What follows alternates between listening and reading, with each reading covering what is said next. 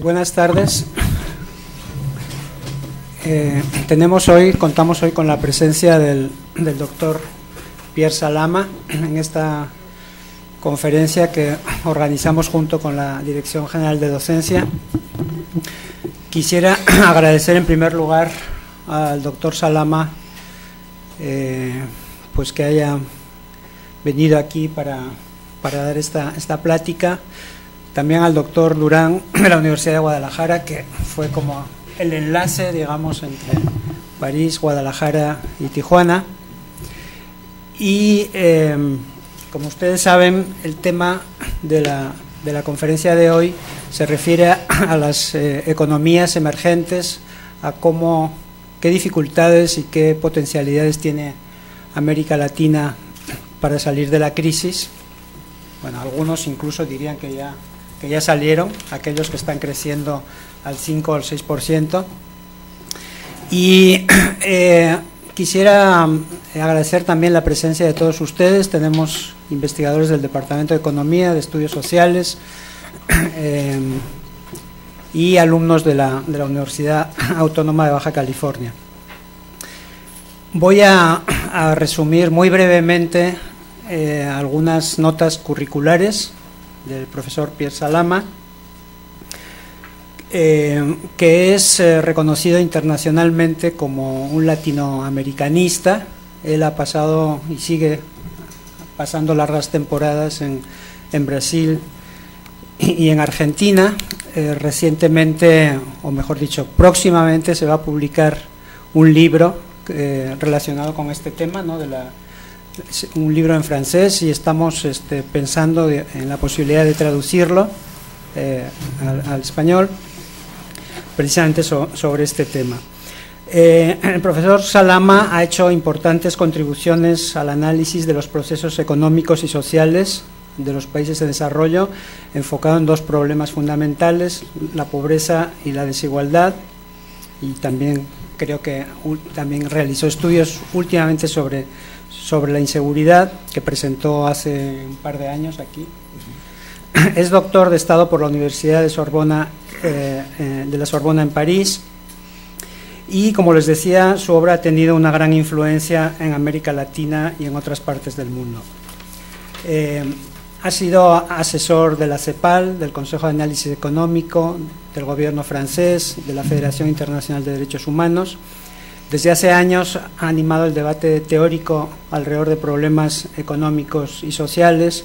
Fue fundador del grupo GREAT en Francia y del Centro de Estudios de las Dinámicas Internacionales. Ha participado en los comités de redacción de revistas científicas de gran calidad como Critique de l'Économie Politique y Tiers Monde. Ha escrito, aquí dice 15 libros, un poco más, 16 por lo menos, o 17, entre los que destacan la fragilidad de las nuevas políticas económicas, bueno, etcétera. Hay una serie de títulos que ustedes, si no los conocen, deberían conocer. Le voy a dar la palabra a Pierre Salama, y al final de su intervención abriremos un tiempo para que ustedes presenten sus preguntas y sus comentarios. Adelante. Sí, un momentito.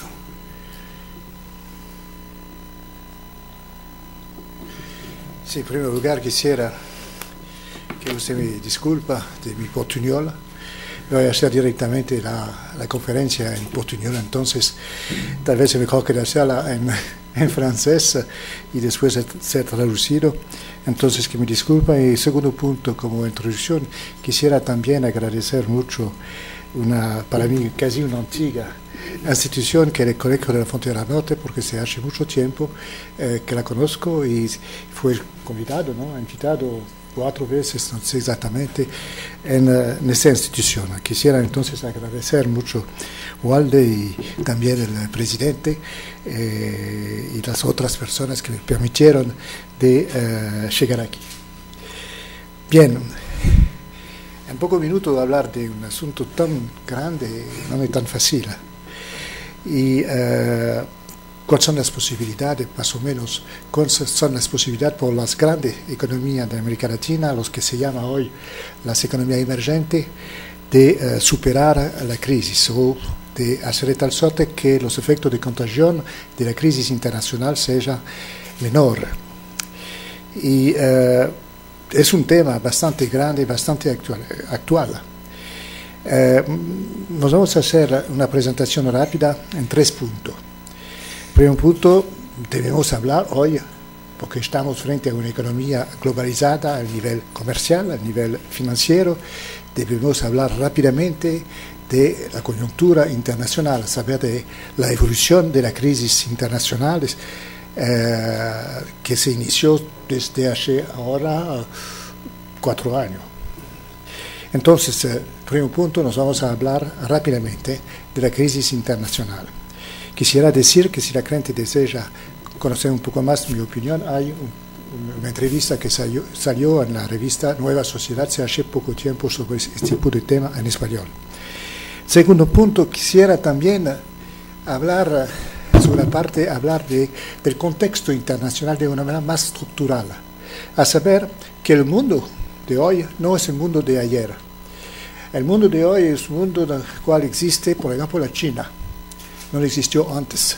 El mundo de hoy, por ejemplo, da algunas preguntas, a saber, podemos continuar a utilizar las palabras como centro, como periferia. Y quisiera entonces en esta segunda parte establecer cuáles son las nuevas vulnerabilidades, las antiguas vulnerabilidades y cuáles son las nuevas vulnerabilidades, sobre todo por los países de América Latina, incluido por México. Y tercer punto, cuáles son las consecuencias por la América Latina de la crisis de hoy. Entonces, primer punto siquiera. Primer punto importante porque de retomar un poco la crisis, no para explicarla, usted la conoce muy bien, solamente un hecho. Y con la crisis hubo un hecho nuevo, la búsqueda de liquidez. La búsqueda de liquidez, saber que la plata se fue de aquí hasta los países industrializados, porque las matrices necesitaron más liquidez y entonces usaron más o menos de las filiales como vaca lechera. Estoy hablando de eso por una razón bastante simple, porque ahora es más o menos la misma cosa. Entonces, la búsqueda de liquidez era un punto muy importante y implicó un problema económico y sociales en los países de América Latina bastante fuerte, sobre todo aquí. A saber, un proceso de contagión de la crisis de Europa, de la América Norte, en los países de América Latina y sobre todo aquí, que fue el caso peor de todo. La retomada de la crisis. Es importante de hablar de eso, porque si se trata de una crisis estructural. Eso significa que la crisis estructural va a durar mucho tiempo, infortunadamente. Va a durar mucho tiempo. Y dentro de ese tiempo se tiene época de agravación de la crisis y también época de retomada del crecimiento. Y me recuerdo, por ejemplo, que hace 2 años más o menos, muchos periodistas pensaron, y también economistas pensaron que la crisis se fue, que ahora estamos frente a una nueva época de crecimiento, de retomada de crecimiento. Y ahora no. Ahora, frente a las recesiones que existen en muchos países de Europa, por ejemplo, y todos los problemas que existen en Grecia, incluido en Alemania, estamos retomando la cuestión de la crisis. Entonces, una crisis estructural significa una volatilidad bastante fuerte con un trend que va a bajar de crecimiento, tasa de crecimiento. Eso me parece importante de decir eso porque si no podríamos soñar un poco. La grande diferencia entre el inicio de la crisis y hoy es que ayer fue una crisis más o menos de deuda privada. Ahora es una crisis de deuda pública. ¿Cómo se hizo este tipo de proceso? Es interesante de ver. Primer punto. Los bancos tuvieron problemas. de liquidez a causa de la crisis. La crisis y el problema de liquidez de los bancos permitieron a los estados de un lado prestar dinero a los bancos y del otro lado tuvieron a causa de la crisis déficit presupuestal.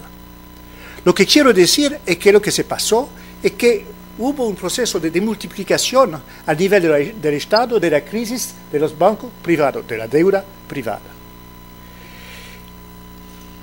Eso explica un hecho nuevo, a saber, que cuando los bancos obtuvieron el dinero, la plata, siquiera, van a usar el dinero no para hacer crédito a las empresas, sino para especular con los estados que tienen nuevo déficit presupuestal. Es el caso de España, es un caso muy interesante desde ese punto de vista. Antes de la crisis era un país que no tuvo déficit importante, no tuvo un nivel de deuda externa importante. Pero hoy es un país que el objeto de especulación mucho más fuerte y tiene efectivamente un nivel de endeudamiento bastante fuerte. Entonces, el hecho que la crisis afectó a los bancos, afectó la economía, hizo un proceso de endeudamiento de los estados. Y algunos estados dentro de la zona de Europa no pudieron responder a la altura de la crisis, porque no pudieron hacer, por ejemplo, como fue el caso de los Estados Unidos o también de la Inglaterra, a saber, imprimir la moneda. No era posible. Es imposible imposible hoy dentro de la zona euro de concebir que el Banco Central puede ayudar a los estados. Bien, todos los países, o casi todos los países de Europa, de la zona euro, hicieron, después de una política de expansión, hicieron entonces, a causa del nivel de endeudamiento, hicieron una política de austeridad. El peor de todo era la Grecia. Y lo que se pasó era precisamente una agravación de la crisis. Y con la agravación de la crisis, un aumento de la deuda también. Y entonces eso marca el final, de una cierta manera, del proceso. Estoy hablando de eso para decir la cosa siguiente. Y con la elección de Hollande, hoy, en Francia, de la vuelta de la socialdemocracia, de una otra manera, hay una relación de fuerza dentro de la zona de Europa que está cambiando. Y que ahora todo el problema es no solamente hacer una política de austeridad, sino también, y tal vez sobre todo, pensar la retomada del crecimiento. Eso implica un problema nuevo, a saber que no podemos quedar con la misma manera de utilizar el Banco Central. Que hoy el problema es que el Banco Central no debe prestar dinero solamente a los bancos que tienen problemas, sino también prestar a los estados. Lo que significa entonces que va a eliminarse o disminuir la posibilidad que hay más especulación sobre los países que tienen más déficit y que tienen entonces la necesidad de pagar multa por todos los impuestos que van a hacer. Entonces, de una cierta manera, podemos pensar que lo que se pasa en Europa hoy, más o menos, es lo que se pasó en Argentina cuando el plano de convertibilidad se desplomó al inicio de los años 2000. Lo que se pasó era completamente imposible en esa época por la Argentina de pagar su deuda. Absolutamente imposible. La multa en la tasa de interés era demasiado grande, como fue el caso de Grecia hace poco tiempo. Y entonces lo que se pasó es que Argentina impuso, porque el diálogo en esta época era imposible, impuso una nueva manera de arreglar el problema de deuda, a saber, rechazó de pagar la deuda privada, pagó la deuda pública, rechazó la deuda privada e impuso, efectivamente, la creación de nuevos bonos que hubieran, ¿cómo se dice?, un valor facial que costan menos dinero, un discount de 50% más o menos. Ahora lo que se pasó con la Grecia es exactamente la misma cosa. La Grecia queda en Europa, pero las condiciones de negociar la deuda de Grecia es más o menos la misma que hizo la Argentina. Y entonces lo que quiero decir es que a partir de ese momento estamos tal vez a la espera de un cambio completo de política a nivel de la zona de Europa. Eso implica problemas con Alemania, es verdad, pero estamos frente a la posibilidad que el Banco Central mañana va a emprestar a los estados, que existe también un fondo común para ayudar a los estados, para concebir plano de inversión más fuerte a nivel de Europa y el problema central. El problema central es que eso implica federalismo. Eso implica federalismo. Eso explica el hecho que efectivamente hasta hoy era imposible de pensar este tipo de intervención. Federalismo significa que efectivamente menos soberanía por los estados, más soberanía por Bruselas, siquiera.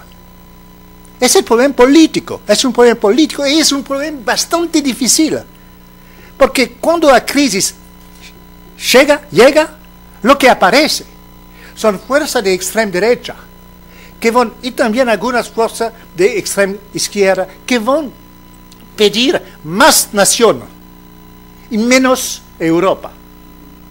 Y se puede ver, por ejemplo, en el caso de Grecia, por ejemplo, las últimas elecciones en Grecia aparecieron partidos nazis. Y también en Francia hay un partido de extrema derecha que es bastante fuerte, que se llama Frente Nacional y que obtuvo más o menos 18% de votos. Entonces, lo que quiero decir es que estamos ahora frente a un problema, el problema económico viró como un problema, se transformó como un problema político. ¿Qué hacer de la Europa? ¿Debemos pensar una nueva Europa o debemos regresar al nivel de las naciones? Pero hoy el problema existe, estamos dentro del problema. Y pienso, porque soy optimista, pienso que tal vez existe posibilidad de éxito. Eso es la situación de la crisis a nivel internacional. Porque si la euro debería explotar, sabe que las consecuencias en México, en los Estados Unidos, etcétera, etcétera, son muy importantes. Habrá un proceso de contagión más fuerte que en 2008. Segundo punto, el contexto internacional de una manera estructural ha cambiado. El mundo no está como antes.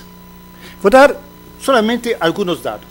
No quiero usar como se dice, del PowerPoint. En 80, cuando se toma solamente los 50 más grandes países exportadores del mundo, en 80, se trata solamente de 30 años detrás. Casi nada, ¿no? Hubo solamente un país de América Latina que era dentro del 50%, la Argentina. Ranking 26. No hubo la China. En 2009, entonces 30 años más tarde, la China ocupa el primer ranking. México, el 12 ranking. Pero después vamos a discutir la significación de este tipo de datos, porque son sobre todo maquilla con poca valor agregado. Brasil, 24. Argentina, 37. Entonces, el mundo no es el mismo. 30 años antes, solamente un país emergente, la Argentina. Hoy, 1, 2, 3, 4 países emergentes, y el primero era China. Más importante entonces desde ese punto de vista que que los Estados Unidos. Entonces, la verdad es que, desde este punto de vista, la división internacional del trabajo ha cambiado. Podemos también decir la cosa siguiente, a saber, hay relaciones hoy entre países emergentes bastante fuertes. Entonces, eso significa que no son solamente relaciones entre algunas economías emergentes y lo que se llamó las economías del centro. Hoy hay relación también entre economías emergentes. Lo que ha aparecido, no tan aquí, ha aparecido también aquí, pero de una manera viciosa. Pero lo que ha aparecido en América Latina es sobre todo las relaciones cada día más fuertes entre la China y algunos países asiáticos y los países de América Latina. Y el problema era el siguiente, es que, por ejemplo, en el caso de Brasil, la China hoy es el primer cliente. Primero cliente. Pero Brasil vende sobre todo materias primas. Argentina vende sobre todo materias primas. Chile vende sobre todo materias primas. ¿Y qué compra Brasil? Brasil compra sobre todo producto manufacturado. Cada día más. Entonces, estamos frente, tal vez, a una situación que parece más o menos la misma que la situación del siglo XIX, al final del siglo XIX, con una división internacional de trabajo. Algunos países venden solamente materias primas y compran producto manufacturado. Lo que quiero decir, hay la aparición de un nuevo, entre comillas, tal vez, de nuevo imperialismo de la parte de la China, que impone precisamente el hecho que, por ejemplo, cuando se vende materias primas, que no hay valor agregado. Pero, el caso de México no tiene nada a ver con la China. No tiene nada a ver para exportar, porque no tiene soya, no tiene cobre. El peso, por ejemplo, tengo aquí los datos, el peso de México. México es solamente un punto de sus exportaciones, la China, solamente un punto. Brasil es 13.2, 13. Entonces lo que quiero decir es que México vende casi nada, pero México compra mucho, es casi 14, en 2009, es casi 14% de sus importaciones viene precisamente de China. Entonces la balance comercial de México frente a la de la China es absolutamente negativa, a la diferencia del caso de Brasil o del caso de Argentina o del caso de Chile. Entonces eso es una especialidad, de una cierta manera, una vulnerabilidad también de México. Segundo punto, la nueva dependencia porque era la segunda dependencia. La primera dependencia es vender materias primas, comprar productos manufacturados, pero la segunda, cuando se trata de una relación de fuerza, y ahora se habla de eso, la relación de fuerza, podemos conseguir y ganar dentro de una relación de fuerza con la China. Interesante de ver cuál es el peso de la China por los países exportadores de América Latina y al contrario, cuál es el peso por la China de América Latina. Hay una diferencia que es absoluta. Y hay lo que quiero decir, por ejemplo, si se toma solamente las importaciones dentro de la balanza de pagamento de la China, son solamente 3% por Brasil. Por un país como Chile, un punto. Lo que quiero decir es que de una cierta parte, por los países de América Latina, el peso de la China es mucho importante dentro de su balance, pero por la China el peso de la América Latina es casi nada. Importante sí, porque se trata de producto estratégico, pero el peso total es casi nada. Entonces eso explica la dificultad, de una cierta manera la dificultad de hacer de ganar un conflicto comercial con la China. Tercer punto sobre ¿cómo se dice? El contexto que ha cambiado, el contexto internacional ha cambiado. Tercer punto es el nivel de la globalización financiera. Hay una cosa nueva. La gente sabe que durante los últimos 20 años hubo un aumento bastante fuerte no solamente de los investimentos de portafolio, sino también, y tal vez sobre todo, de una cierta manera, de los investimentos, ¿cómo se dice?, extranjeros directos. Se dice que de esta manera. Bien. Lo que me parece más importante es que hoy, desde hace poco tiempo, hay también un rol más fuerte que antes, mucho más fuerte y nuevo, de los países emergentes a nivel de sus propios investimentos extranjeros directos. Lo que quiero decir, los países de América Latina no solamente reciben investimentos directos, sino también van a hacer algunos investimentos directos. Cuando se toma, por ejemplo, los datos, se puede ver, por ejemplo, que por el caso de Brasil, en 80 era 367 millones de dólares, la exportación de capital al nivel de las inversiones directas, y en 2010 era casi 11 mil millones de dólares, un poco más. Entonces se puede ver la diferencia. Se puede tomar exactamente el caso de México en 80, era solamente 3 millones de dólares, casi nada. Y en 2010 era 14 mil millones de dólares. Eso es nuevo, sobre todo por el caso de la China, es mucho más importante. La China hoy exporta bastante capitales, y no solamente de portafolio, sino sobre todo de investimento extranjero directo en los países de América Latina, en los países de Europa. Economías emergentes. ¿Cómo? Son inversiones de economías emergentes en América Latina. Exactamente. No en América Latina, de Brasil, en todo el mundo, incluido en los países desarrollados. Exportan capitales, no solamente en Brasil, en Argentina, sino también Brasil, en China, en los Estados Unidos, no estoy seguro en China. Bien, eso me parece nuevo. Entonces, la globalización al nivel financiero es bastante fuerte y un poco diferente. Y también hay otro aspecto, en mi opinión, hay un otro aspecto que no es tan nuevo, este aspecto.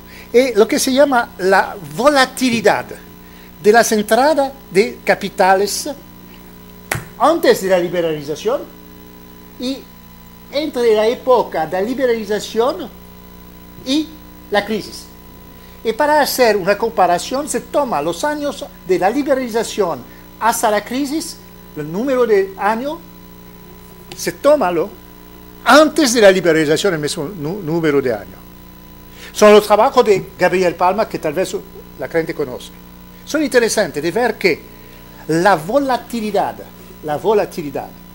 de antes de la liberalización de capitales y también entre la liberalización y la crisis son mucho más importantes, mucho más fuertes en América Latina, tengo aquí los datos, que en los países asiáticos. Eso también es un fenómeno no tan nuevo, pero un fenómeno importante. La tercera parte, porque el tiempo fila, la tercera parte es un análisis de cuáles son las consecuencias posible de la crisis en América Latina. 3 puntos, siquiera. 3 puntos. Pero te quiero retomar mi... 3 puntos, entonces. Primo punto.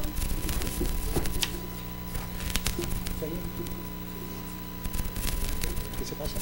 Hay una interferencia. ¿Tienes punto?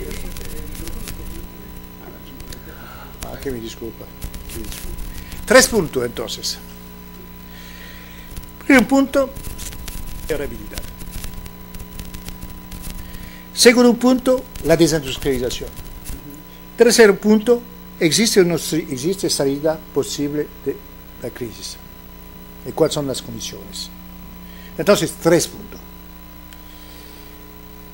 Primer punto, tal vez la gente se recuerda, si conocen los relatorios de la OCDE, que en página 47, me recuerdo, en el año 2008, del relatorio sobre la América Latina, la OCDE dijo que el país menos vulnerable de todos los países de América Latina era México.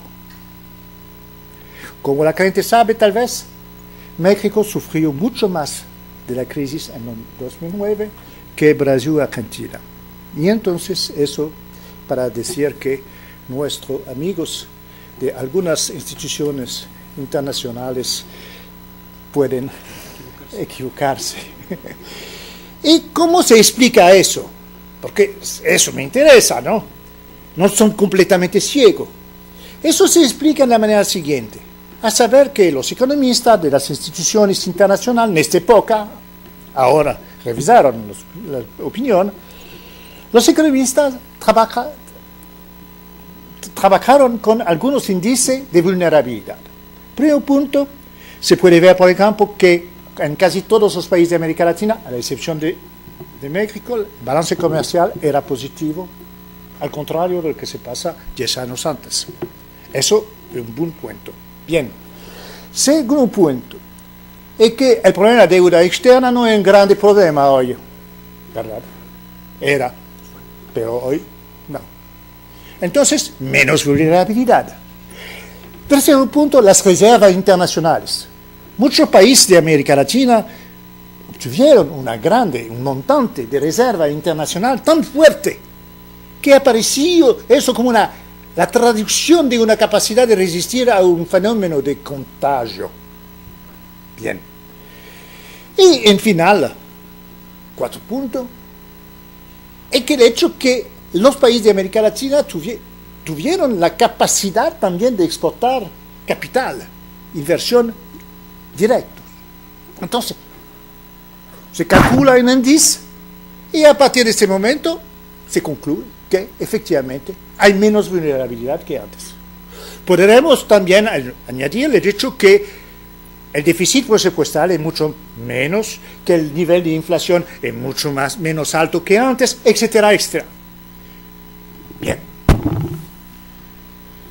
Lo que quisiera decir es que en hecho hay más vulnerabilidad y que eso explica la crisis de los años 2009. No, hay menos vulnerabilidad, ese índice bueno, pero hay otro índice que debemos considerar.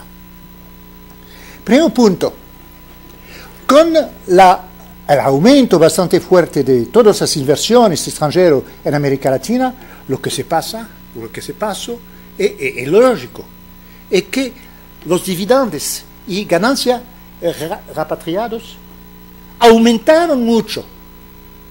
Ahora son mucho más fuertes que precisamente el pagamiento por el servicio de la deuda externa.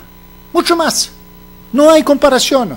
Por ejemplo, solamente de memoria, el año pasado, por el caso de Brasil, era 34 mil millones de dólares que se fueron solamente por dividendos, pagar los dividendos y también la ganancia repatriada. Y como la gente lo sabe, es que cuando se busca más liquidez, incluido cuando la empresa funciona bien, a saber, cuando hay ganancia, lo que se pasa es que la matriz va a pedir la liquidez, va a pedir el dinero. ¿Y lo que se pasa? Vaca lechera. Entonces, eso es ¿cómo se dice? Un índice de una cierta manera de más vulnerabilidad. Segundo índice Y sobre las reservas. El segundo índice sobre las reservas es el siguiente. Hay dos tipos de reservas. Cuando se habla de más reservas, se necesita de saber la composición de las reservas. ¿De dónde vienen los dólares?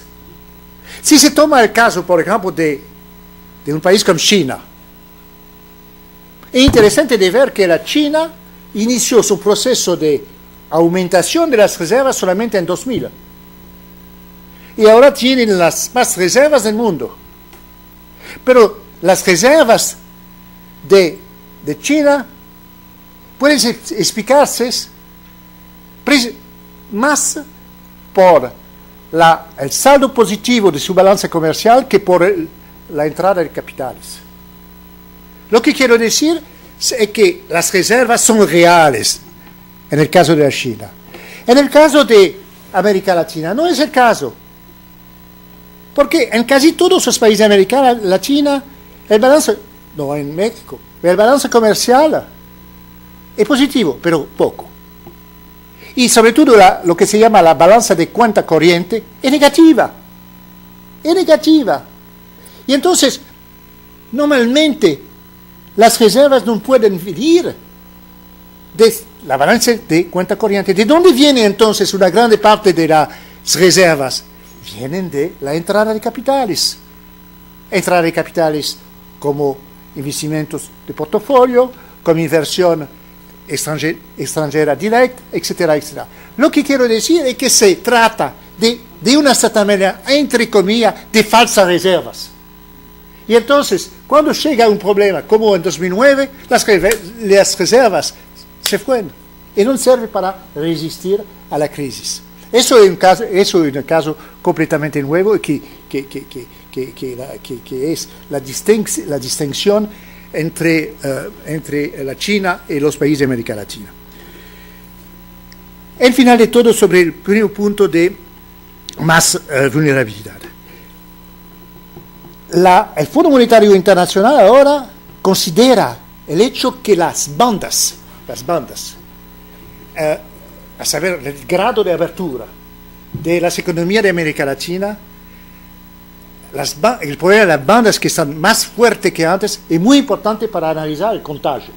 Y entonces, más fuertes son las bandas, más grandes son las bandas, más posibilidad hay que aparece un proceso de contagio. Es lo que se pasó. Entonces, no podemos usar de los antiguos índices de vulnerabilidad para saber si un país puede resistir o no. Debemos considerar también otros índices que son los índices donde hablo. Segundo punto, la desindustrialización. La desindustrialización, no puedo hablar mucho aquí de desindustrialización, pero es un tema que me interesa mucho. ¿Por qué precoz? La palabra correcta, y no solamente por los países de América Latina, desindustrialización, sino desindustrialización precoz. Precoz significa la cosa siguiente, que a la diferencia, al contrario de lo que se pasa en los países, casi todos los países de Europa, a la excepción de Alemania, donde existe proceso, a la excepción de Alemania, existe proceso de desindustrialización, es que la diferencia es que este tipo de desindustrialización aparece en los países de América Latina con un nivel de ingreso mucho más menor. Es la razón por que se usa la palabra precoz. Entonces, con el mismo nivel de ingreso per cápita, en los países de Europa existió un proceso de industrialización. Aquí no. Pero, ¿cómo se explica? ¿Cómo se explica más o menos? Primer punto que se usa mucho, por ejemplo, el hecho que durante los 3 últimos años hubo una exportación sobre todo de materias primas por bastante país. Y entonces se utiliza la palabra de enfermedad holandesa. La enfermedad holandesa que fue efectivamente analizada hace mucho tiempo para entender lo que se pasó en Holanda, por ejemplo. Bien. La segunda explicación, y que bastante vinculada con la enfermedad holandesa, es que con la entrada de capitales, sobre todo los capitales especulativos, lo que se llama hoy carry trade, que viene precisamente porque hay una diferencia de tasa de interés bastante fuerte. Con la entrada de capitales, si no hay política para controlar la entrada de capitales, entonces hay una apreciación de la moneda. Ese tipo de apreciación de la moneda la apreciación de la moneda tiene consecuencias bastante fuertes sobre la capacidad de exportar producto manufacturado y sobre todo la posibilidad de resistir a la importación de producto manufacturado, por ejemplo, de la China. Entonces, la cuestión importante hoy es que con la apertura financiera hay un proceso más o menos fuerte, en algunos países fuerte, en algunos países como por ejemplo Argentina, menos fuerte, hay un proceso de apreciación de la moneda que tiene un rol, un papel de frenar la capacidad de producir en el país. El tercer punto, que es más importante, porque este tipo de punto de enfermedad holandesa y de tasa de cambio son importantes, pero lo que es más importante es el hecho que en América Latina estamos frente a lo que se llama una economía rentista. Cuando se usa la palabra economía rentista, y no para hablar de la capacidad de exportar materia prima, sino el comportamiento de los inversionistas, ¿sí? De los empresarios. Sabe que, por ejemplo, en el caso de América Latina, la tasa de inversión es casi la mitad, más o menos la mitad de tasa de inversión que existe en los países asiáticos. Ahora en China es demasiado, 40% más o menos, depende de los años. Aquí es casi la mitad. Y entonces eso significa que por muchas razones no hay una intención de investir mucho en los países de América Latina de la parte de los investigadores, de los capitalistas, de la burguesía, etcétera, etcétera. Eso es un problema estructural. ¿Cómo hacer de una cierta manera que este país pueda conocer un proceso de retomada de la inversión? Eso me parece importante porque con este tipo de vista podemos ir al tercer punto de cómo salir de la crisis. Hoy lo que se discute en muchos países de América Latina, no estoy seguro que se discute aquí, pero lo que se discute en muchos países es de cómo combatir la desindustrialización. Y lo que se discute en muchos países es de saber si hay la necesidad o no de pensar una política industrial. A saber, es el problema de la vuelta del Estado a nivel de la economía.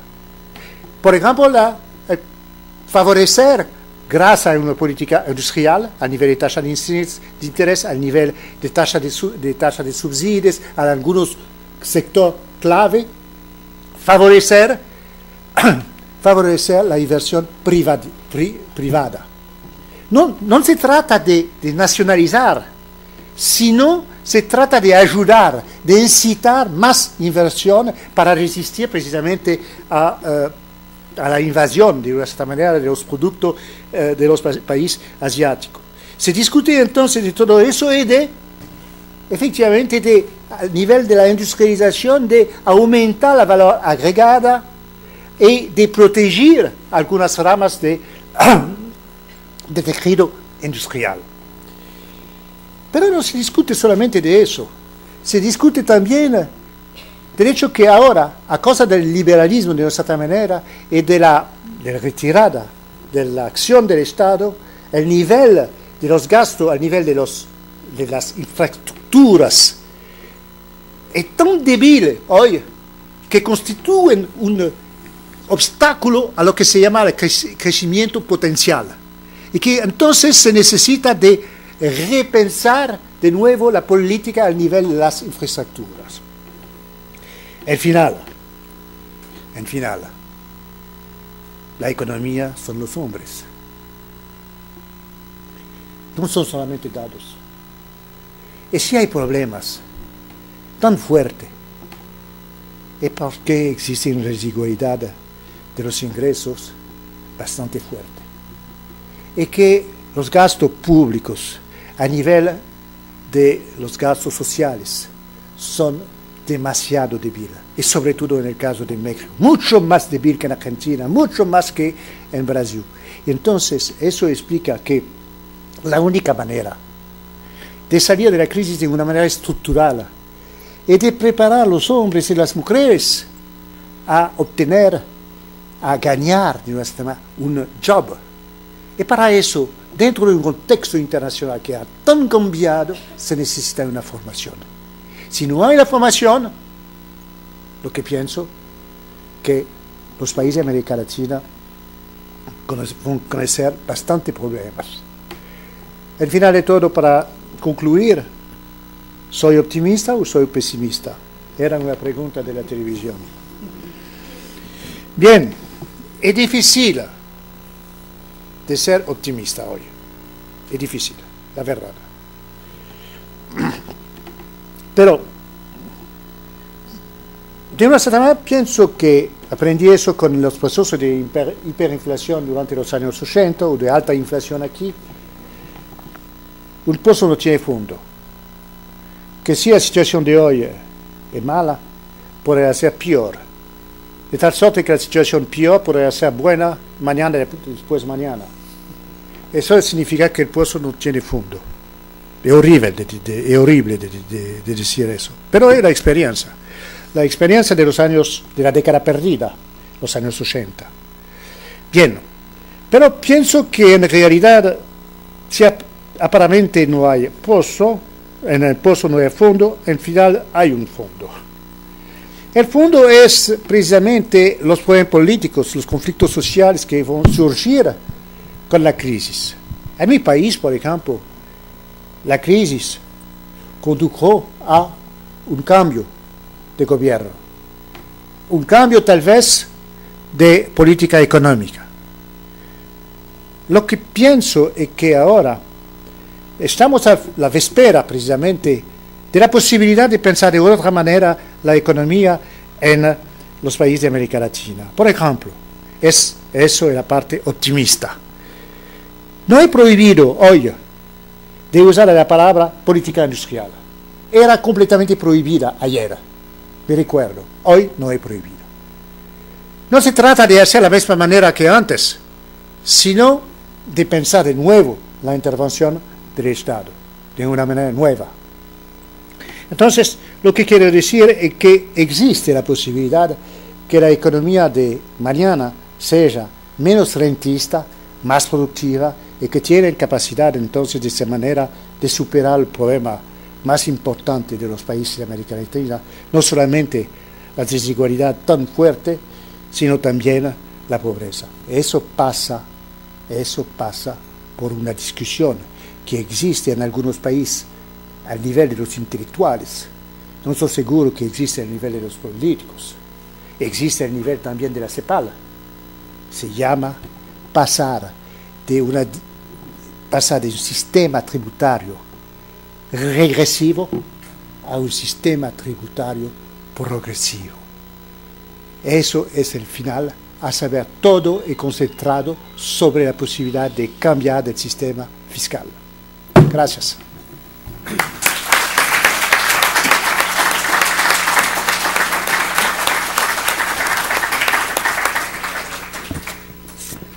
Bueno, muchas gracias, Pierre. Creo que tenemos una lección de economía política bastante compleja y creo que la intervención que acabamos de escuchar da lugar a muchas preguntas y a muchos comentarios. Entonces, si alguno de ustedes tomar la palabra, les voy a pedir que sean breves en sus comentarios en la medida de lo posible. Entonces me pidió la palabra. Sí, vamos a 4 preguntas y después una segunda ronda. Eduardo Mendoza, por favor. Un micrófono. Tengo el micrófono. ¿Voy 2 o el Eduardo va 1? No, sí, es Eduardo. Voy 1, gracias. Bueno, creo que levantó la mano antes, pero no. A ver, Eduardo. Sí, ¿Se puede presentar? Sí, claro. Eduardo Mendoza, soy investigador del Departamento de Estudios Económicos aquí en el Colegio de la Frontera Norte. Muy interesante los hechos estilizados que presentas de los cambios que se han dado en los últimos 40 años. Yo quería regresar un poco a la discusión de lo que está pasando ahorita en Europa. Es decir, sabemos que un paradigma de todo este proceso de globalización y liberalización fue un poco esta idea de la Unión Europea.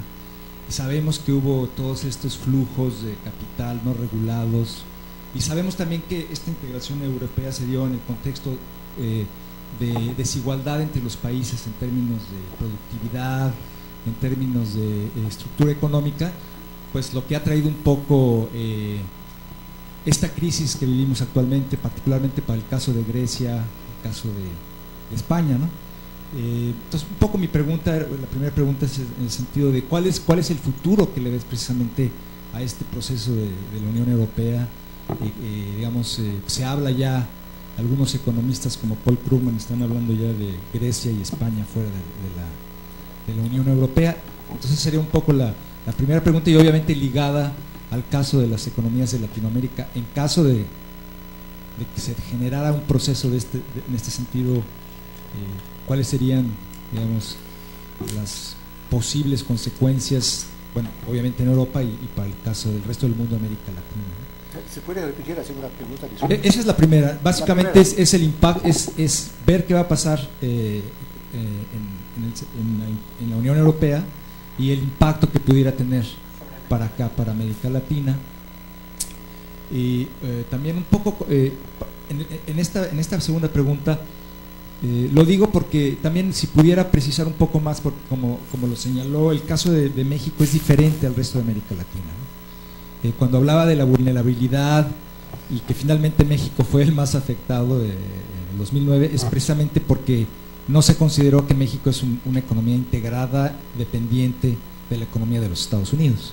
Y como en ese momento la crisis realmente fue en los Estados Unidos, pues obviamente México fue un país que se vio directamente afectado. Ahora tal vez, probablemente sea un poco diferente la forma que se impacte, aunque para el caso de México va a ser igual. Si Europa afecta a Estados Unidos seguramente afectará a México, ¿no? Pero un poco esa es la pregunta, las dos preguntas. Gracias, Eduardo. La persona que tenía el micrófono. Sí. Gracias, Pedro Cruz. Merci, c'est la plus belle expresión de la politique y la economía.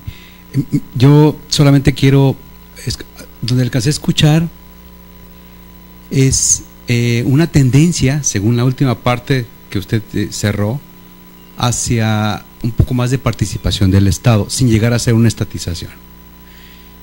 En su perspectiva, yo no soy economista, pero ¿cómo puede tener relación un poco más de participación estatal y el esquema neoliberal que se ha practicado en México? Gracias. Muchas gracias. Si son estudiantes, díganos qué estudian. Mi nombre es Carolina Pineda y soy estudiante de Economía de la UABC. La pregunta es, ¿qué tan factible va a ser el costo de asumir un cambio de tipo de inversión, que no sea de inversión de portafolio, que sea inversión real? ¿El costo social a corto plazo, estamos listos para enfrentar ese costo? Okay. ¿Qué tan factible es asumir el costo social del corto plazo para un cambio de inversión, que no sea una inversión de portafolio, que sea una inversión en producción? Carlos Israel, por favor.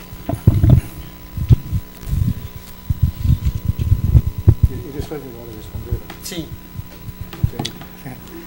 Bien, Carlos Vázquez, investigador del Departamento de Estudios Urbanos y Medio Ambiente. Hace poco estaba viendo unas reflexiones en que algunos, creo que algún lugar se reunieron premios Nobel, entre ellos estaba Elinor Ostrom, y me menciona que actualmente lo que sucede no es un problema de economía, sino es un problema o crisis del capitalismo. y hace una reflexión en el sentido de que los países emergentes, como reafirmó usted, que terminamos siendo rentistas y pensando en el corto plazo, pero el problema aquí es la inversión en el gasto social, que no tenemos para financiar ese gasto social a largo plazo sin invertir en recursos humanos. Y se piensa, no sé si me gustaría conocer su reflexión, acerca de que está por surgir un nuevo orden económico mundial, y ese nuevo orden económico mundial precisamente será en Europa. Bueno, voy a ¿sí? Después otra onda, porque si no será imposible. Bueno, nos vamos al primer punto de hablar un poco más sobre Europa. La Europa, de una cierta manera, es un laboratorio desde hace mucho tiempo, no solamente desde hace 2 o 3 años con la crisis. Era un laboratorio porque efectivamente la potencia, ¿no?, de las economías de Europa son tan diferentes que necesariamente lo pienso que se debería favorecer la aparición de algunos problemas. Voy a dar 2 ejemplos, la Grecia y la España. Y después 3, la entrada de algunos países del este, pero no se trata tanto de zona euro, sino de la Unión de Europa. Me voy a iniciar con la Unión Europa y después de la zona euro. La entrada, por ejemplo, de la Polonia, etc. Polonia es un país bastante grande, bastante importante, ¿no? Tiene 60 millones de habitantes. No se trata de la de Estonia, por ejemplo. Estonia, ¿no? Bien, ¿cómo se explica todo eso? No se explica por razones económicas. Yo pienso que no. Se explica esencialmente por razón política. Y tal vez fue un error de aceptar la entrada de una manera tan rápida de este país de Europa del Este. Tal vez es una discusión, debíamos favorecer la entrada, pero con mucho más tiempo. Tal vez. Es una discusión. Lo que quiero decir es que el hecho que algunos países de Europa del Este pudieran entrar en la Europa, era por causa política. Eso me parece importante de saber. Sabes exactamente también que fue la misma cosa al inicio de lo que se llama en esta época Comunidad Europa. La alianza entre Francia y Alemania, la base de la alianza, no era el comercio con la Alemania y la Francia, porque en esta época la Francia, su comercio era sobre todo orientado con los países de África, en esa época. No, lo que pienso que era también por razón política. Entonces, afortunadamente, de una cierta manera, no hay solamente economía, hay también problemas de tipo político. Eso me parece importante de tener en cuenta este tipo de aspecto.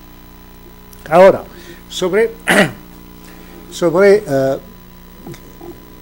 España, voy a tomar el caso de España porque pienso que es más interesante que el caso de Griega. La España era un país bastante, entre comillas, subdesarrollado con el franquismo, cerrado, casi completamente cerrado, y con poca posibilidad de exportar y de favorecer, en esta época, el turismo. Con la época de la apertura democrática, la situación cambió bastante. Pero me recuerdo que al inicio de la apertura democrática hubo un choque bastante importante en la economía de España, a saber que se tradujo, por una tasa de desempleo, y sobre todo por los más jóvenes, bastante fuerte, bastante fuerte. Y lo que se pasó bastante años después es que el crecimiento bastante importante, no tan fuerte, sino bastante importante de la España, se explicó sobre todo por el hecho que hubo una especulación inmobiliaria tan fuerte que se construyó más apartamentos y casas en España que en Alemania, Francia e Inglaterra reunidos. Y entonces, primer punto, el nivel de la teoría económica. Eso significa que no es suficiente de quedar solamente con la tasa de crecimiento para entender el crecimiento, que se necesita de retomar la discusión sobre los que se llama regímenes de crecimiento. Era un régimen de crecimiento bastante vulnerable. Lo que quiero decir es que no era como en los países anglosajones, a causa del hecho que los bancos tuvieron demasiado producto financiero infectado, sino el hecho que la crisis implicó inmediatamente la imposibilidad para la gente de continuar a pagar por sus apartamentos. Eso tradujo con una crisis a nivel inmobiliario bastante fuerte, es la crisis de hoy. La España pasó de una situación buena a un nivel presupuestal a una situación completamente loca a un nivel presupuestal, por ejemplo. Si se toma el caso, por ejemplo, de la Italia, es interesante la Italia. La Italia también está dentro de una situación bastante difícil. Se llama, como se dice los anglosajones, con el humor cínico de los ingleses, se llama PIGS. Portugal, Italia, Grecia, España y Spain. Y PIGS, ¿cómo se dice en español? Cerdo. Bien, es un humor un poco particular cuando se conoce un poco la situación económica de la Inglaterra. Conozco bastante la situación económica de la Inglaterra porque tengo una casa en Inglaterra, donde me voy muchas veces. Bueno, la situación es tan buena, pero son anglosajones, ¿no? Y la Italia tiene un balance de pagamiento mucho más mejor que la Francia. Entonces, la Italia tiene muchos problemas, pero no tiene problemas al nivel del comercio exterior, como por ejemplo el caso de Francia. Bien, todo eso para hablar de que hoy, la verdad, que hubo durante los últimos años una tentativa de pensar la Europa en dos partes. La Europa del Norte de un lado, la Europa del Sur de otro lado. Entre los dos, la Francia. Porque no se hace nada sin la Francia. Entonces, la parte Europa del Norte, la parte sur y la Francia entre los dos para hacer compromiso. La verdad que no hubo compromiso, sino que la Francia aplicó la política de Merkel. Eso es una razón de ¿cómo se dice? La derrota de Sarkozy. Bien, eso para responder a cuáles son las consecuencias de la Europa. En México. He leído, hace poco tiempo, los últimos acuerdos entre México y la Europa. Hay progreso. Pero ¿qué es el peso? Lo tengo aquí, puedo ver, un relatorio. ¿Cuál es el peso de la Europa? Nada. Entonces, ¿cuál sería la influencia de una crisis de Europa en México? Casi nada. No es verdad. No es verdad. Porque los efectos en la economía jamás son directos. Siempre son indirectos. Si hay una crisis en Europa, será una crisis en los Estados Unidos. Y si hay una crisis en los Estados Unidos, entonces la situación en México será peor que antes.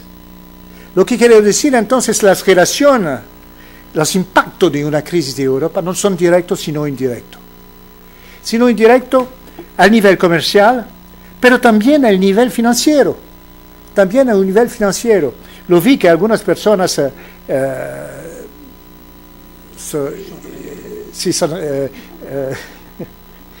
¿cómo se dice? Que cuando hablé de vaca lechera, algunas personas era como eso, sonrisa, ¿no? Sí. Bien, es interesante de ver, por ejemplo, el caso de Repsol en Argentina. Es interesante de verlo porque, ¿cuál es el problema de España? Es precisamente un problema de liquidez.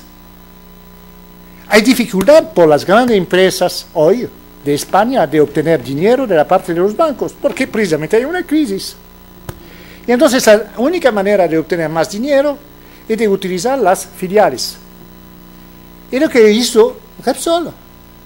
Repsol hizo poca inversión, tal suerte que hoy, en lugar de exportar petróleo, la Argentina importa petróleo. Y bastante. La diferencia es importante. Y uso entonces de la Repsol, uso de la Argentina solamente para obtener un poco más de liquidez. Se puede entender de una cierta manera, es una lógica, es bastante lógico. Eso, a mi opinión, explica que, de una cierta manera, explica el hecho que la Argentina, el gobierno de argentino, no sé exactamente qué va a hacer después, propone una nacionalización, no exactamente una nacionalización, es una casi etatización de 51%, ¿va? Y que probablemente no quiere pagar, no va a pagar, etc. Será un conflicto jurídico. Un país como México es un país que tiene muchos problemas. A causa del hecho que el nivel de productividad es bastante débil, a la excepción del sector automotriz y algunos otros sectores, pero al final de todo, incluido al nivel de la maquila, otras que de automóvil y algunas de electrónica, la evolución también de la productividad no es tan buena.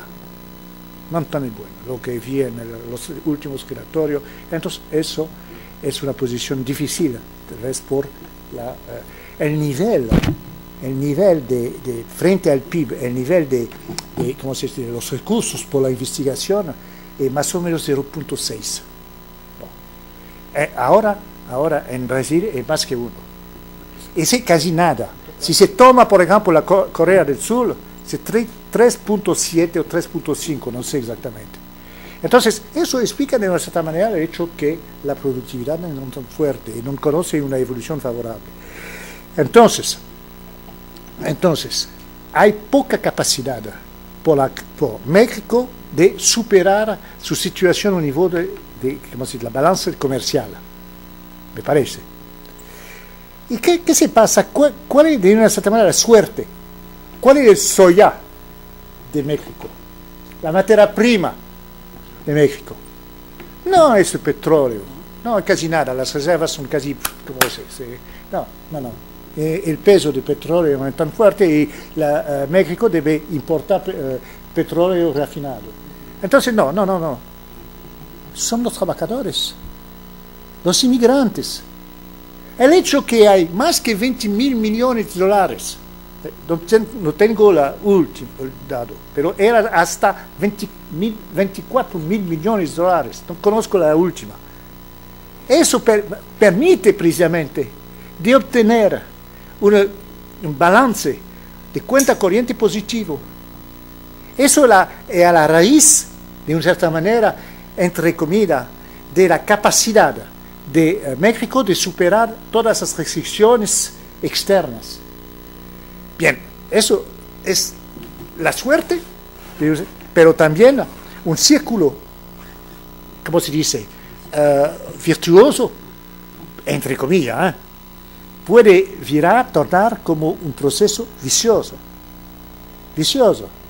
Eso es lo que pienso que, de una cierta manera, si el gobierno mañana de Washington decide que su problema de plata es tan difícil que se necesita de controlar la salida de capitales, podemos pensar eso, Entonces, eso tendrá algunas implicaciones en México. Podemos pensar eso, porque una grande crisis, vos hablas de una crisis del capitalismo. Lo que pienso es que se trata de una crisis del capitalismo. A través de una crisis estructural. ¿Qué significa una crisis del capitalismo? Hay muchos cambios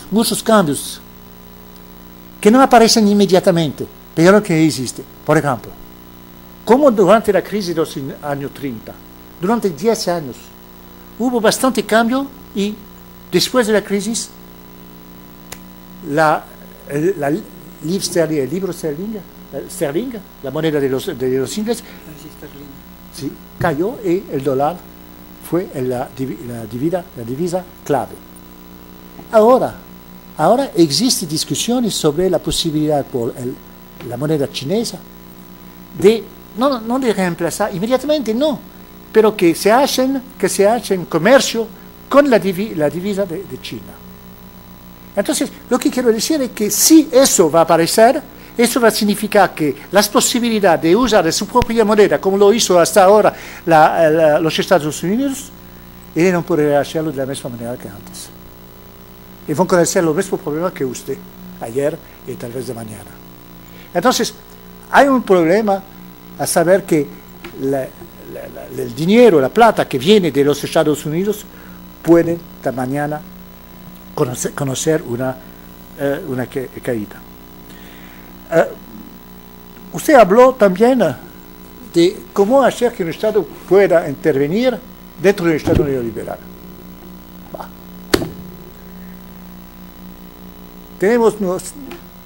Somos economistas. ¿Qué significa economista? Que puedo decir una cosa y hacer una otra cosa. ¿No? Y todo eso, hablando de existe solamente un único camino, ¿no? Y usando de palabras que la gente no puede entender. Bastante fuerte. Un poco como un médico, ¿no? Frente a su paciente, ¿no? Eso es. ¿Se piensa que, por ejemplo, los Estados Unidos aplican las medidas neoliberales frente a la creación de moneda? No. Es por los otros. Por ejemplo, Rogoff.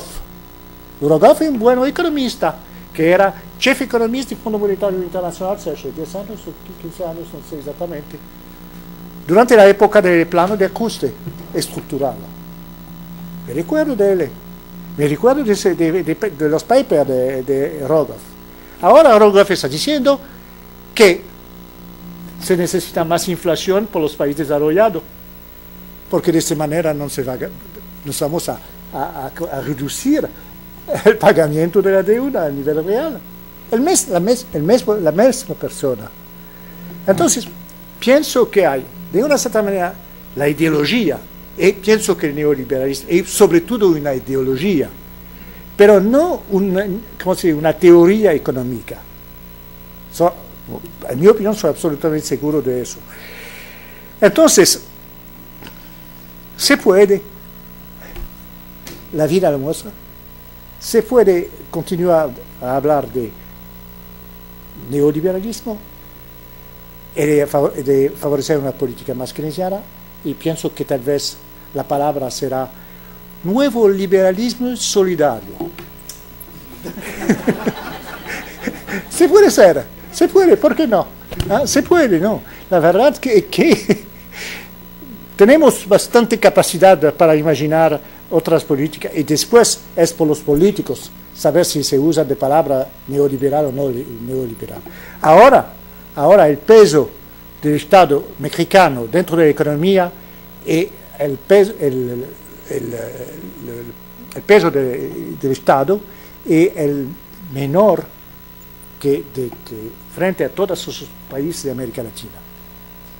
Entonces hay más maniobra para favorecer un aumento de peso del Estado en la economía. Eso pasa por una reforma fiscal. Sin reforma fiscal, pienso que la mano de obra son bastante... margen de obra. Exactamente, disculpe.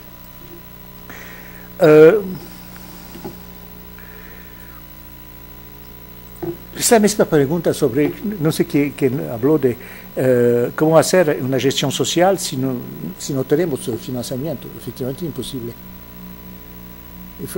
Imposible. Se necesita más dinero. Me voy a dar el ejemplo de lo que se llama la Bolsa Familia, aquí oportunidad, otro país asignación universal por los hijos. Bueno, es bueno, pero la verdad, trabajé bastante sobre ese tipo de asunto. La verdad, hay dos cosas. La primera es que el peso frente al PIB casi nada. Casi nada. El peso político es bastante fuerte, sobre todo en Brasil. Casi nada. Casi nada. Bien. Menos que otros programas sociales, por ejemplo, en México. La oportunidad, el peso es menos grande que otras políticas sociales. Bien. Pero el peso político puede ser bastante fuerte. Y a partir de ese momento hay posibilidad de aumentar no solamente una política de asistencia, porque una política de asistencia es una política que no reduce la pobreza, tampoco, reduce sobre todo la profundidad de la pobreza. La profundidad no es exactamente la misma cosa, y también la desigualdad entre los pobres, y que es la única manera para reducir la pobreza, que la medida de la pobreza es absoluta, como se recuerda, ¿no? La única manera de hacerlo es de dar trabajo. Dar trabajo significa un cambio de funcionamiento del mercado de trabajo. O en lugar del cambio que existió, que era un cambio de funcionamiento del mercado de trabajo, más neoliberal esta vez, con más precariedad, con más flexibilidad, etc. Lo que pienso hoy es que se necesita de repensar el funcionamiento del mercado de trabajo también.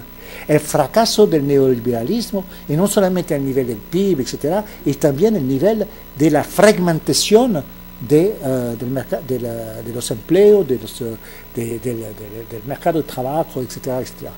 Bien, lo que pienso entonces es que la única manera de aumentar la gestión social es no solamente de favorecer un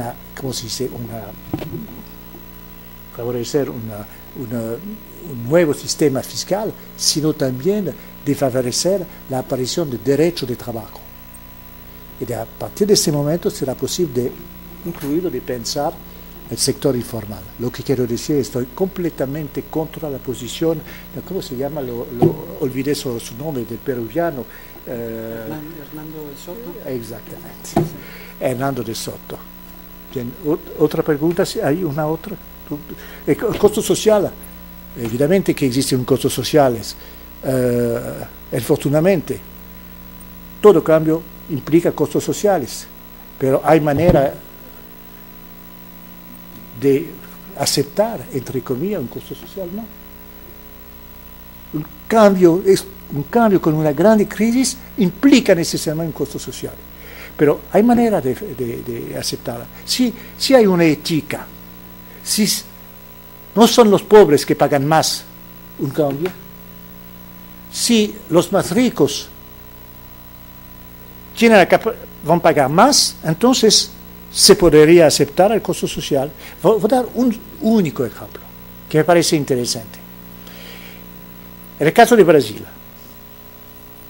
cuando se discute con la gente sobre la crisis, hubo una crisis en 2009.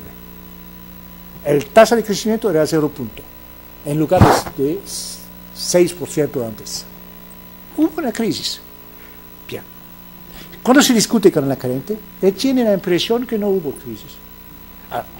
Algunos están diciendo, es el optimismo natural de los brasileños. Dios es brasileño. No, ¿sabe lo que se pasó? Es interesante de ver. Hubo la crisis, es verdad. Era bastante fuerte, es verdad. Pero al mismo tiempo hubo 3 cosas. El primer punto, un aumento del salario mínimo. Bastante fuerte. Entonces, al contrario de lo que se hizo antes, el Washington Consensus. Un aumento del salario mínimo. Segundo punto, una posibilidad de emprestar más, de favorecer el crédito, sobre todo por los más pobres. Era un crédito fácil dentro de un país en el cual existe una tasa de interés bastante fuerte. Entonces, eso significa la posibilidad de emprestar con tasa de interés bastante bajo por los más pobres. Y hubo, en final de todo, no una reforma fiscal, sino una aparición de algunos impuestos que van a permitir de ganar un poco, de tomar un poco más de plata a partir de los ingresos de los más ricos. Y entonces lo que quiero decir es que de una cierta manera lo que se pasó es que gracias al nivel de crédito más alto, el nivel de consumo durante la crisis aumentó. Y ahora mismo, cuando estuve en Brasil hace 2 meses más o menos, he leído una cosa interesante. Más o menos la misma cosa. También hubo un aumento de tasa ¿cómo se dice? Salario mínimo. Un aumento de salario mínimo muy interesante, no solamente por la gente que trabaja, sino también por los jubilados. Sobre todo por los jubilados que no pagaron cotizaciones. Lo que se pasó el año pasado, solamente el año pasado, hubo un aumento del consumo de 4 puntos. 4 puntos. La producción industrial, 0 puntos. La gente es contenta. El balance comercial no es contento. Porque la diferencia se pagó con una importación más fuerte, sobre todo de la China. Y no con una incitación de favorecer la producción del país. ¿Otra pregunta?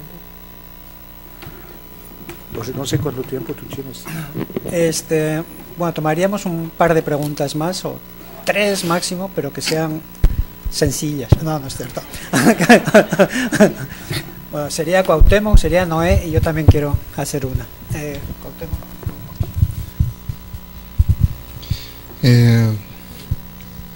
Buenas tardes, soy Cuauhtémoc Calderón Villarreal, soy investigador del colegio, del Departamento de Estudios Económicos, del colegio. Sí. Aquí está. Bueno, mi pregunta es más general, mi duda es, por ejemplo, si a partir de la recesión norteamericana, de la gran recesión del 2007-2009, continuada, digamos, con la crisis europea que estamos viendo, con la recesión española, con la recesión de Italia, que hoy se declara que hay esta recesión, y digamos, la debilidad que están mostrando los países más pequeños de la Unión Europea. ¿No estaríamos viendo, digamos, el fin de esta era de globalización y de laissez-faire? ¿O estaríamos entrando en otro periodo de transformación del mercado mundial, marcado por procesos de atomización del mercado y de desgranamiento, digamos, que empezarían por el desgranamiento de la misma Unión Europea? Digamos, esa es mi pregunta. Bueno, muchas gracias. Mi nombre es Noé Fuentes, soy director del Departamento de Estudios Económicos, y tengo primero un comentario y luego una pregunta. ¿Por qué los economistas cambiamos de opinión? Una respuesta simple es que no solamente es una ciencia social. Más fuerte, por favor. Que economía no solamente es una ciencia social, sino también histórica, y por eso tenemos la posibilidad de cambiar de opinión como economistas. La segunda pregunta es con respecto a una de las posibles salidas de la crisis, que es la educación. Te doy datos para conciliar la recomendación con los datos. De acuerdo con Estados Unidos y Europa, la gente que recibe fondos contra el desempleo, que tiene el grado de doctor, creció por 300%. Y en países como España, la tasa de desempleo es 26, pero la de jóvenes es 50 o 40. ¿Cómo conciliar estas condiciones con una política de formación, de más educación? Okay. Bueno, yo quería preguntar con respecto a este asunto de la desindustrialización y la posible reindustrialización. Acabas de comentar que Brasil el año pasado creció únicamente la producción industrial no creció. Sin embargo, Brasil durante décadas, hasta mediados de los 90, creo yo, tuvo una política industrial. Posiblemente fue uno de los, quizá el único país de América Latina que, por ejemplo, protegió su sector electrónico y que protegió, digamos, a los sectores nacionales, ¿no? Entonces, ¿por qué se habla de desindustrialización? Se trata de una coyuntura en la cual estos países aprovechan el alza de los precios de las materias primas en los mercados internacionales, o en el caso, este sería el caso de Brasil, y entonces Brasil estaría en una coyuntura, pero de todos modos tendría un sector industrial fuerte, o cuál sería el problema, ¿no? Pensando además que, como comentabas antes con los periodistas, en Brasil hay una banca de desarrollo muy fuerte que tiene una expresión regional en distintos estados también muy importante. Entonces, a pesar de todo esto que ha hecho Brasil, ¿se puede hablar de desindustrialización? Porque entonces el problema es que es muy grave, ¿no?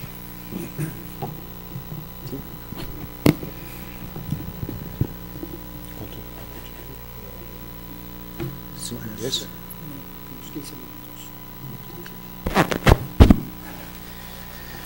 Bien, la primera pregunta. No, la segunda. No, porque hay una lógica de argumentación. Tasa de desempleo en España es muy alto por, sobre todo la fecha, se dice en portugués, la gente que tiene entre 18 y 25 años. ¿Sí? ¿La fecha? Sí. La banda, no sé. Banda. La banda.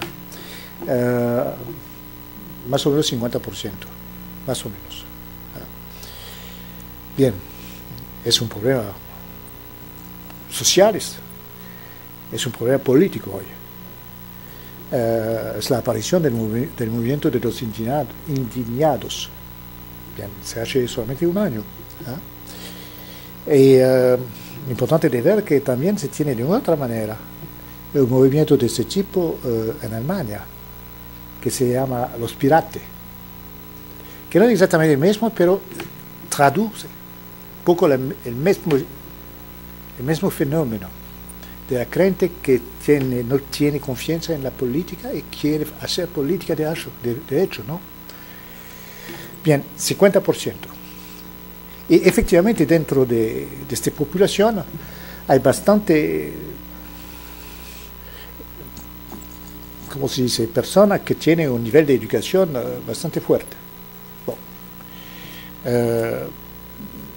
y hay ahora un proceso de migración, una parte importante de los que tienen nivel de educación superior hasta los países de América Latina. No sé si se van en México, pero se van bastante en Argentina y en Brasil. Bon, todo eso son hechos. Son hechos. Pero, digo de una manera más general, este último punto, hasta ahora la España es dentro de una crisis y que con la política de Rajoy la situación es ahora peor que durante la época de antes, que esa es la cuestión del fondo sin pozo, ¿no? No, del pozo sin fondo, disculpe. Lo que quiero decir es que ahora para la gente, hoy, los españoles, la situación de ayer parece buena, pero no era buena. Bien, pero de manera más general, más allá de este tipo de consideración, lo que podemos observar es que más educativo tú es, menos desempleo tú es. Y que eso es más, entonces la gente que no tiene el diploma, por ejemplo, hay una probabilidad de ser desempleo más fuerte. puedo decir también una otra cosa, porque eso es una manera bastante general de hablar de eso. Tenemos un otro problema que se usa la palabra desafiliación. Lo que quiero decir con la desafiliación es que con la subida del neoliberalismo hubo una fragmentación de la clase obrera. Con la aparición de los que trabajan a medio tiempo, los que no tienen sobre todo un trabajo precario, y es una flexibilización que no es dentro de la empresa, sino fuera de la empresa, de una cierta manera, externa. Y a partir de ese momento, más o menos la mitad de la clase obrera conoce este tipo de problema, no es protegida de una cierta manera. Y a partir de este momento, el sentimiento de pertenecer a una clase no existe. Eso se llama la desafiliación. Entonces, lo que se pasa hoy de desempleo, de incapacidad de encontrar, incluido con diploma, un trabajo, con sobre todo poca movilidad social con la crisis, etcétera, etcétera, se ubica también dentro de un proceso más general de desafiliación. Y eso, a mi opinión, explica bastante cosas en España y también de una cierta manera en Francia. En Francia, por ejemplo, antes, ¿cuál era la población que votó por la extrema derecha? Era sobre todo la población menos educada, los hombres. Los mujeres no son más, no, los hombres. Joven, sobre todo. Y ahora no. Ahora hay un inicio de, ¿cómo se dice? La gente más educativa comienza a votar por la extrema derecha. Es una traducción también de este proceso de desafiliación. Voy a dar solamente un ejemplo, si tú quieres. Es un ejemplo de matemática. Se llama progresión geométrica. Si tú tienes una tasa de crecimiento regular de 2% cada año, se necesita para duplicar el producto, no per cápita el producto, se necesita de 35 años. 35 años. Estoy hablando de 2% porque es más o menos la tasa de crecimiento de los últimos años en América Latina. Era más o menos 2.5, 2.6. Lo que quiere decir es que el devenir, el futuro por la gente con este tipo de, ¿cómo se dice? Con este tipo de situación es poco. La movilidad social es poca, es débil. Si tú tienes 10% de tasa de crecimiento cada año, regular. Estoy hablando de regular porque si no se tiene proceso de histeresis, que tiene impacto distributivo. Entonces, si tú tienes solamente 10% solamente, como la China, en 35 años, en lugar de duplicar el Producto Interno, se multiplica por 28. Eso es la matemática. Lo que quiero decir, incluir un país como la China, donde existe un proceso de desigualdad cada día más fuerte, existe una movilidad social mucho más fuerte que aquí. Y fue el caso de mi país durante los años 50, 60, 70. La tasa de crecimiento era más o menos de 5% cada año. Se llama el 30 gloriosa, se dice. Los 30 gloriosos. Y la tasa de desempleo era tan débil que efectivamente la movilidad social era una cosa que, como si la movilidad social, la gente pensaba que, incluido si no tiene dinero, si es nacido pobre, puede ser no mañana rico, sino que la situación va a mejorarse. Hoy no. Entonces, cuando se tiene durante 4 años una tasa de crecimiento negativo, es natural, con un proceso también de desafiliación, etcétera, etcétera, y lógico, natural no, lógico que efectivamente más educación nos da empleo. Aquí significa, ¿cuál es la traducción, cuál es la lección por el caso de aquí? Ahora usted no está en crisis de la misma manera que, afortunadamente, que España. Pero la verdad es que si debería llegar una crisis de la misma fuerza, y puede existir, entonces la situación, incluido por los que tienen diploma, será importante. Y a partir de ese momento va a discutirse el hecho por qué hay una desigualdad entre los ingresos con el mismo diploma. Lo que quiero decir, una persona en Europa que está trabajando, que tiene el mismo diploma que mí, que está trabajando en el sector financiero, va a ganar 5 o 4 veces más que yo. Y se discute eso a partir, por ejemplo, de la necesidad de restablecer una equidad, más equidad como una reforma del sistema fiscal. Eso no es normal. Entonces, lo que quiero decir, el neoliberalismo era, a mi opinión, también el dominio de la finanza. El dominio de la finanza. Y eso se tradujo como efectivamente la posibilidad por la gente que tiene mismo nivel de educación, la posibilidad de ganar mucho más dinero que la gente que trabaja en la producción. Tú sabes que en Francia, no en Alemania, en Francia, un ingeniero, disculpe, en italiano también, entonces, un ingeniero, ¿no? Que sale de una grande escuela, como Politécnico, por ejemplo, va a trabajar inmediatamente en el sector financiero y no en la producción.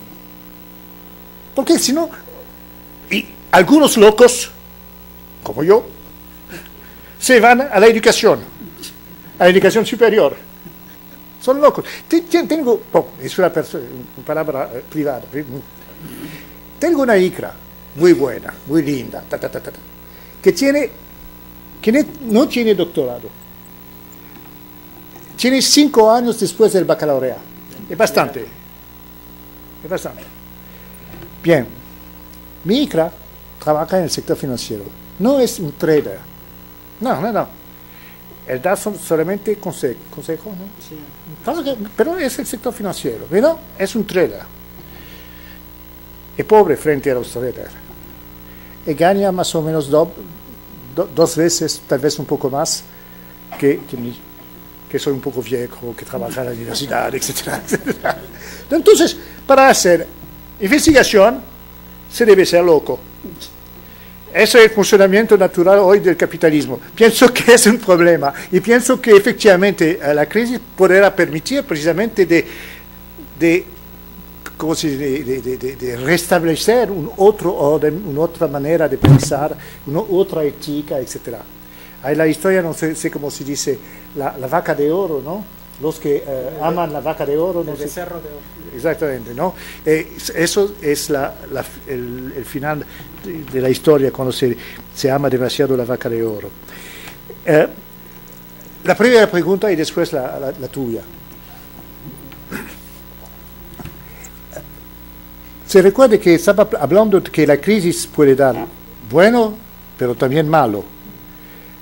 Malo, a mi opinión, es efectivamente que con la crisis hay una aparición de la noción de Estado, de nación, disculpe. Pero hablé del caso de España. Hace 4 o 5 años, 6 años, etcétera, un poco más también, durante la época de crecimiento de la España, hubo inmigración bastante fuerte de los latinoamericanos, sobre todo los ecuatorianos, en España. Y lo que se pasó es que ese país, que fue un país de migrante, muchos migraron en los países como Francia, etcétera. Ese país tornó como un país que rechaza los migrantes de una manera bastante fuerte, y con la crisis es más fuerte que antes, a saber que la causa de la crisis es el hecho que hay latinoamericanos y arábicos, etcétera, que entran de una manera ilegal en este país. Lo que quiero decir, esto traduce el hecho que con la crisis aparece más fuerte que antes la cuestión de la nación. Bien, la consecuencia de eso es que efectivamente puede permitir la aparición de un nuevo proteccionismo. Por ejemplo, el Frente Nacional en Francia, el partido de extrema derecha, está por abandonar el euro y favorecer la nación, trabajar francés, etcétera, producir francés, etcétera, etcétera. Bon. Hoy pienso que la globalización no puede continuar de la misma manera. No soy de extrema derecha, pero pienso que hay que actualizar un proteccionismo, la idea del proteccionismo. Hay que pensarlo al nivel de la Europa y sobre todo para permitir que algunos sectores, sea por cuestiones sociales, o sea porque son empresas nuevas, con las nuevas tecnologías, etc., pueden continuar a desarrollarse. Entonces, lo que pienso es que debemos pensar tal vez un proteccionismo que sea no global, sino escogido y temporal. Bien, eso es mi opinión. Lo que pienso es que de todas maneras se discute eso. Se discute eso bastante, incluido en los países de América Latina, no sé aquí, sino en Brasil se discute bastante, en Argentina no sé si se discute, pero se practica. La última pregunta. No, la verdad, en los años 90 era la época del neoliberalismo. Pero hubo la tentativa, por ejemplo, de privatizar el banco, el BNDES y Petrobras, lo sabes, y que afortunadamente el fracaso de la llegada de Lula permitió de no hacerlo. Lo que quiero decir es que en esta época, los años 90, era la época de las grandes reformas, sobre todo a partir de 94, al final entonces de la hiperinflación, hubo entonces una política de privatización bastante fuerte. Eso es para el primer punto. Pero existe, continúa a existir un banco público bastante fuerte que es la BNDES. Eso es la verdad. Acerca del sector electrónico, efectivamente, hubo una política para favorecer el sector electrónico. Y como tú lo sabes, es tal vez el mejor ejemplo del fracaso. Bueno, sí. Hubo también aprendizaje. No, lo que quiero decir es que la traducción del nivel de la producción del producto electrónico es tan débil hoy que lo que me parece más es que la producción intelectual sobre el sector era más importante que la producción física. Tal vez soy un poco no. Pero de todas maneras no era la, sí, pero era, si me recuerdo bien, era al final de los años 80 y no durante los años 90. Bien, ¿por qué hay desindustrialización? Bueno, ahora casi todos los economistas aceptan eso, porque se puede verificar, disculpe, se puede verificar. Me voy a dar mi libro, te daré un capítulo sobre este tipo de tema. Se puede verificarlo sin problema, a todos los niveles, peso dentro de la economía, valor agregado, etcétera, etcétera. Pero la buena pregunta es ¿por qué? ¿Por qué en este país existe un inicio de política industrial, sobre todo sobre algunos sectores, un apoyo, por ejemplo, a Petrobras, un apoyo, por ejemplo, a Embraer, que es una grande empresa de avión, porque existe un proceso y la traducción de eso es desde hace 2006, hace 5 o 6 años, la balanza comercial de los productos industriales, lo que se llama la industria de transformación más precisamente, es negativa, y ahora es tan negativa que... Pero antes era positiva. primo punto. Segundo punto, cuando se toma el nivel de tecnología, se puede ver que a la excepción de Petrobras y sobre todo de la industria Embraer, de avión, la parte de, de los bienes de alta tecnología es cada día menos importante. Y que lo que se vende hoy es sobre todo producto de baja tecnología, por el sector de transformación. Y eso es interesante porque precisamente lo que se importa más hoy son productos de baja tecnología hasta ahora de China. Entonces, el país no tiene capacidad hoy de continuar a exportar de una manera suficiente, cada año menos, producto de media, alta tecnología es difícil, media tecnología, cada día es menos. Y el único saldo positivo es la exportación de productos de baja tecnología. Bien, alors ¿cómo se explica eso? ¿Cómo se explica eso? Alors, es bastante difícil. La primera, hay algunos que piensan que a causa de la enfermedad holandesa, la exportación de materias primas. Bueno, es una discusión, no soy seguro que la pertinencia de la discusión. La verdad es que efectivamente Brasil tiene la capacidad de exportar muchas materias primas, diferentes, a diferencia de Argentina, y que permiten precisamente de obtener un saldo positivo de la balanza comercial. Bueno, segundo punto que es el segundo punto que tiene más fuerza, me parece, es el hecho que durante mucho tiempo, hasta ahora, el Banco Central usa de tasa de interés bastante fuerte. Y de esta manera hubo lo que se llama un proceso de carry trade. No sé si carry trade es la posibilidad de llegar, de emprestar en Europa o en los Estados Unidos con tasa de interés casi nulo, y de ir en Brasil y de prestar el dinero que fue prestado a tasa de interés mucho más altos. Eso se llama carry trade. Y fue bastante fuerte este tipo de fenómeno sobre el sector inmobiliario. Y lo que se pasó es que hubo una apreciación de la moneda a causa entonces de eso. Y la apreciación de la moneda es un obstáculo por la industrialización.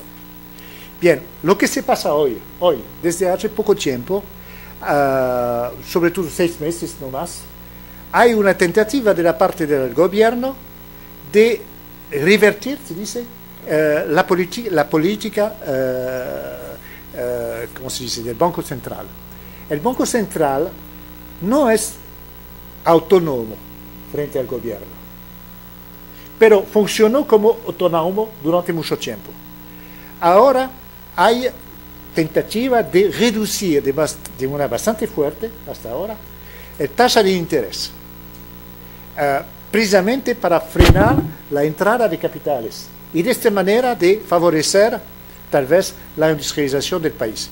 Y lo que se pasa, pero estamos frente al inicio, no soy seguro de exactamente lo que va a pasarse, es de favorecer un poco más de proteccionismo, sobre todo contra los productos de China, no soy seguro que será posible de hacerlo, y también con problemas con los argentinos.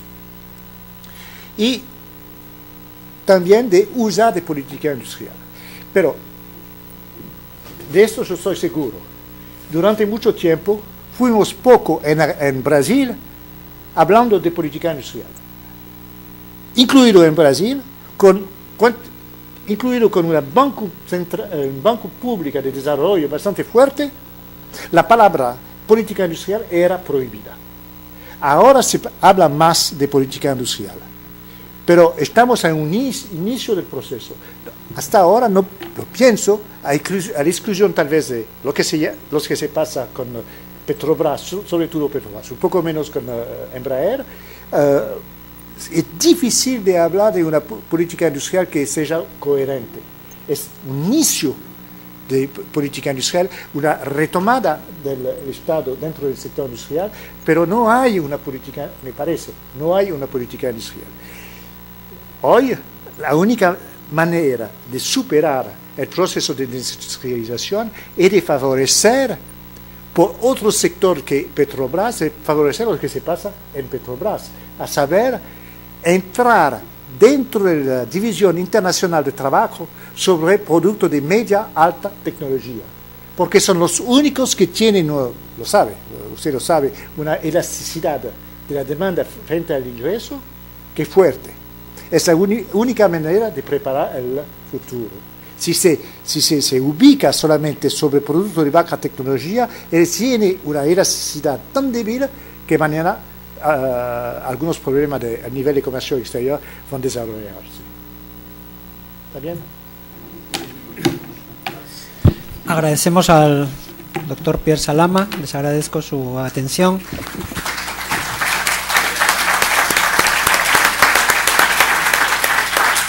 Le agradezco también que me disculpa de mi portuñol.